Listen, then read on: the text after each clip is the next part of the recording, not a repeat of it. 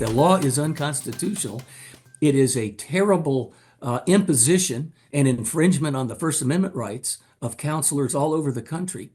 Another blow to pro-life advocacy as the U.S. Supreme Court declines to hear a free speech challenge to buffer zone laws. Buffer zones restrict life ministers from coming within a certain distance of abortion clinics. In this case, the city of Carbondale, Illinois, criminalized counseling within 100 feet of abortion facilities and criminalized approaching a person within 8 feet without their consent for the purpose of education, protest, or counseling. The Thomas More Society filed the lawsuit on behalf of the sidewalk counseling organization Coalition Life. Lower courts upheld Carbondale's buffer zone laws under a previous Supreme Court decision, which found a similar law did not violate the First Amendment. On the eve of the Supreme Court's deadline on the Carbondale case, the city repealed the buffer zone law. Justices then declined to hear the case. The reason they didn't hear it, in all likelihood, is in a midnight weekend secret basement kind of meeting, the city hastily repealed the ordinance, knowing that we were going to the Supreme Court on it. And apparently the tactic worked. The U.S. Supreme Court didn't have basically the courage of its own convictions to rule in a manner that they've already basically indicated would be the right way to rule. It's really a gross miscarriage of justice here. To talk about the Supreme Court's refusal to hear his case is the executive director of Coalition Life, Brian Westbrook. Brian, thanks for being here with us today. As we just heard from your attorney, Stephen Crampton at the Thomas More Society, the city of Carbondale repealed their buffer zone law just before it went to the Supreme Court. As of now, your counselors are free to provide mothers with a choice of life. Is that right? Yes, absolutely. They did this in a 4-minute meeting at City Council. The public was not invited, but in 4 minutes they recalled that ordinance, and we are now allowed to go out and educate women in front of these abortion facilities, and we're excited to continue to do that. However, there's a lot of far-reaching reasons why we took this to the Supreme Court. Could you go into some of those? Yeah, absolutely. Well, Hill versus Colorado back in 2000 was wrongly decided, and Justice Thomas, in his dissenting opinion, specifically said that Hill was a distorted decision. Even in the Dobbs decision, they specifically call out Hill and say it was a distorted decision.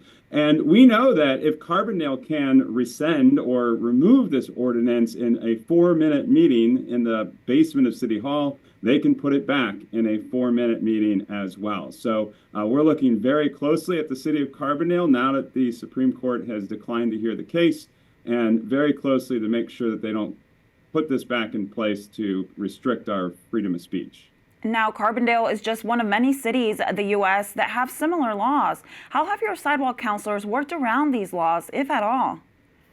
Yeah, it's a bit of a dance, in fact, and we've had our attorneys advise us on how we can approach women and specifically provide that information. But again, it's with their consent. And so what that means exactly with regards to how the police enforce that, how the city council enforces that, it's always been up in the air. And so it has very much chilled our speech in Carbondale. And can you tell us a little bit about Coalition Life's work in Carbondale and what your turnaround rate is for mothers who are going to get an abortion but instead choose life? Yeah, since we started our ministry more than a decade ago, we've seen more than 4,300 turnarounds throughout our ministry. We started in St. Louis, but we're up in Chicago, Carbondale, also out in Kansas City, and we have about a 1% turnaround rate. So 100 people come in, about one of them will leave out of the 100 that we see. And it's a great opportunity to educate the public and especially educate women who are going there, especially to Carbondale from all these other southern states. They're going there, they're being flown there, they're getting on buses and trains and, of course, driving. They're coming from all over the states to Carbondale, and we're there at that moment that they're in the most need of help. Well, Brian, I'm glad they have people like you there, as you said, in their hour of need. Thank you for your work. Thank you. New buffer zone laws in Scotland are now being enforced, and a 74-year-old woman has become the first person to be arrested and charged under the country's new laws.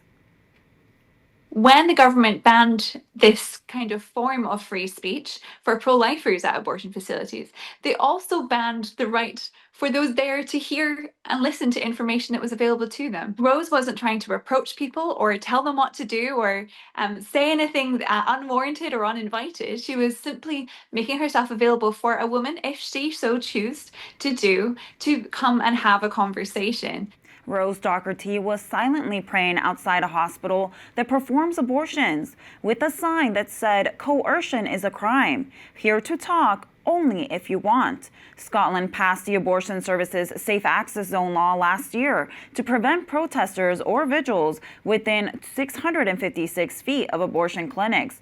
Those who break the law could be fined up to €10,000 or more. Pro-life advocates say it may only get worse. I guess what we're seeing is part of a wider trend towards censorship of pro-lifers. In the beginning, they said, this is just a small zone around the abortion clinic. You can protest anywhere else you want, just not by the abortion clinic. This is a 200-meter zone, and the woman behind it is already saying, or implying that it's not enough and that it needs to go further. And so I think what we're seeing is really quite frightening.